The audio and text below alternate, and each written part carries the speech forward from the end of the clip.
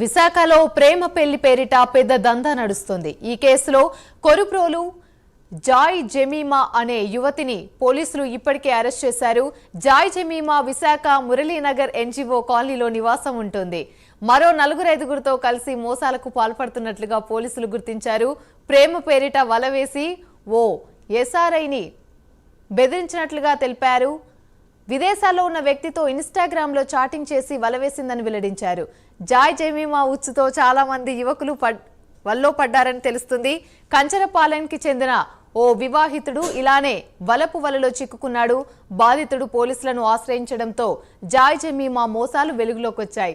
డబ్బున్న వ్యక్తులు, వ్యాపారులే టార్గెట్ గా ఈ దందా సాగుతోంది.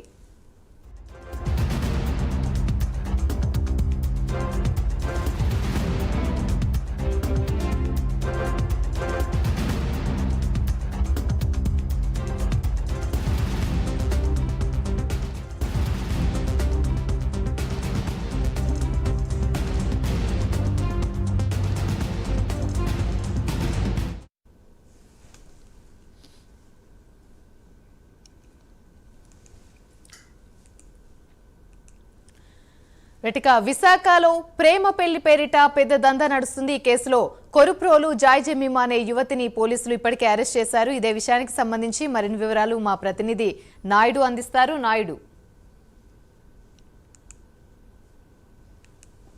Thank you Yamini. విశాఖలో చోటు చేసుకున్నటువంటి ఈ కొత్త తరహా ఇది ఒక ట్రాప్గా చెప్పుకోవచ్చు. ఇది ఒక మనం ముద్దుగా పిలుచుకున్నట్టయితే కనుక దీన్ని హనీ ట్రాప్గా కూడా చెప్పుకుంటున్న పరిస్థితి అయితే ఉంది. కానీ ఇది సోషల్ మీడియా టార్గెట్గా చేసుకొని ఇన్స్టాగ్రామ్లో పరిచయాలు పెంచుకోవడం, దాంతోపాటు పరువు, ప్రతిష్ట, డబ్బు ఇవన్నీ కూడా ఉన్నవాళ్ళే టార్గెట్గా చేసుకుంటూ ఇక్కడైతే మాత్రం తిను ఎవ్వారం నడుతుండగా కనిపిస్తుంది. కానీ ఆమె ఏజ్ చూస్తే 25 సంవత్సరాలు. కానీ ఆమె చేసే వేషాలు చూస్తే కనుక వయసుకి ఆమె చేస్తున్న పనులకి ఎక్కడ సంబంధం ఉన్న పరిస్థితి అయితే కనిపించలేదు. ఎందుకంటే కరడుగట్టిన తీవ్రవాదుల వలె, అదేవిధంగా చూసుకున్నట్టయితే బాగా ఆరితేరిన వ్యక్తిగా చేస్తున్న పనులు అయితే మాత్రం అందరికీ కూడా ఆశ్చర్యానికి గురి చేస్తున్న పనులు ఉన్నాయి. ఎందుకంటే విశాఖ పోలీసులు కూడా ఆశ్చర్యపోయే విధంగా ఉన్నటువంటి ఈ పరిస్థితిని చూస్తే కనుక లోకమంతా కూడా కల్లార్పు తెల్లబోతున్న పరిస్థితి మనకి కనిపిస్తుంది. ప్రత్యేకించి చెప్పుకున్నట్టయితే కనుక ఎన్ఆర్ఐలు కావచ్చు, బాగా డబ్బు ఉన్న వాళ్ళని అయితే మాత్రం ఈమె టార్గెట్గా పెట్టుకున్నట్టు కనిపిస్తుంది. అందులో ప్రత్యేకించి వివాహితులు కూడా, అంటే వాళ్ళకి ఎటువంటి మళ్ళీ వాళ్ళ పేరు ప్రతిష్టకి ఎక్కడ భంగం కలగకుండా ఉండేందుకు వాళ్ళెవరు కూడా బయటకు రాకుండా ఉండే విధంగా వాళ్ళందరినీ కూడా లాక్ చేస్తున్న పరిస్థితి కూడా మనకి కనిపిస్తూ ఉంది. ప్రత్యేకించి చెప్పుకున్నట్టయితే కనుక ఈమె చేసే వేషాలు చూస్తే కనుక చాలా అందరినీ కూడా ఆశ్చర్యం గురి చేస్తుంది. ఎన్ఆర్ఐ బయట పెట్టిన నిజాలు తర్వాత అయితే మాత్రం ఒక్కరుగా బయటకు వస్తున్న పరిస్థితి ఉంది. కానీ కొంతమంది అయితే తమ పేర్లు కూడా బయటకు రాకుండా ఉండే విధంగా అయితే మాత్రం పోలీసులను అయితే మాత్రం వేడుకుంటున్న పరిస్థితి కూడా కనిపిస్తుంది. ఎందుకంటే ఈ విషయాలు ఏవైనా బయటకు వస్తే కనుక వాళ్ళ పేరు భంగం కలుగుతుందని, వాళ్ళ ప్రతిష్టలన్నీ కూడా గంగపాలు అవుతాయన్న విధంగా కూడా వాళ్ళు చేస్తున్నారు.